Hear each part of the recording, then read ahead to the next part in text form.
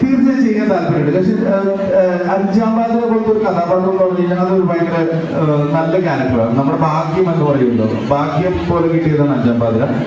Role model എന്ന് പറഞ്ഞു കഴിഞ്ഞാൽ നമ്മൾ അതുപോലെയൊക്കെ ആകണം, അല്ലെങ്കിൽ നമ്മൾ അതിന് ശ്രമിക്കണം.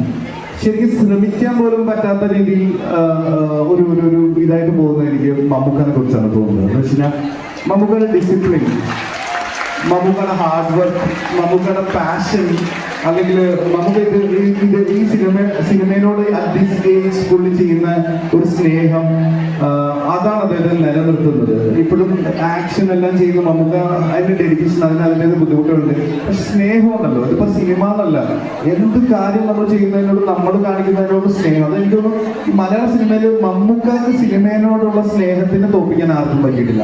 ഇപ്പൊ വരുന്ന ജനറേഷനും പഴയ ജനറേഷനും കറന്റ് ഉള്ള ഒരു മനുഷ്യനും സിനിമ എന്ന് പറയുന്നതിനോട് മമ്മൂക്കാരോടുള്ള സ്നേഹത്തിന് തോപ്പിക്കാൻ പറ്റിയിട്ടില്ല. അതുകൊണ്ടാണ് ആ ഒരു തിരിച്ചു വരവ് മമ്മൂക്കയുടെ വന്നപ്പോ നമ്മളെല്ലാം നമുക്കൊക്കെ ഒരു ചെറിയ പ്ലാൻ കിട്ടിയായിരുന്നു. എല്ലാവരും ചെറുതായിട്ടൊന്ന് എന്നൊരു ഇതായി പോയിരുന്നു. മമ്മൂക്ക വന്നപ്പോ തിരിച്ചു സന്തോഷം, എല്ലാവരും ഹാപ്പി ആയതാണ്. സത്യം തിയേറ്ററില് ഓക്കെ. ഇനി ഞാൻ കറക്റ്റ് ആയിട്ട് ചോദിക്കാവേ, ഫസ്റ്റ് കാണുന്നവരാണെങ്കിൽ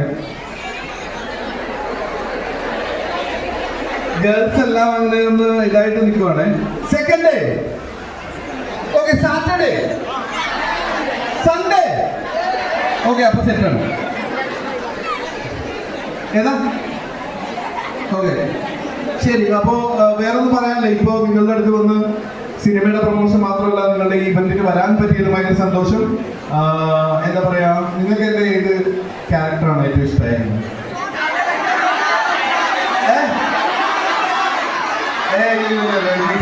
അതിൽ എനിക്ക് സന്തോഷമുണ്ട്. പടക്കളം, ഞാൻ ചോദിക്കാം. പടക്കളം രഞ്ജിത്ത് സാർ ഫാൻസ് ഉണ്ടോ?